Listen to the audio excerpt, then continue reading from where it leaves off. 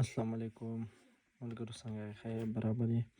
تاسو به د JBL کنیکټ نه څنګه د بجلی بل ادا کوئ؟ د هغې لپاره تاسو کله آی ډي لاګین کوئ نو دلته به راشئ OTC ټرانزیکشن ته. که چېرې تاسو وایئ چې موږ لږ 20 بله په یو ځای داخلوو نو دې نه به داخلولی شئ ډایرکټ. ټیک ده جي، دا ووهئ، دلته وګوره دا یو ووهئ. دا چې ووهو نو دلته بیا زمونږ چې د کومې له دغه سره ساتئ، زمونږ د پېښور سره راځي نو دا به ووهئ او دا به لاندې نیکسټ ووهئ.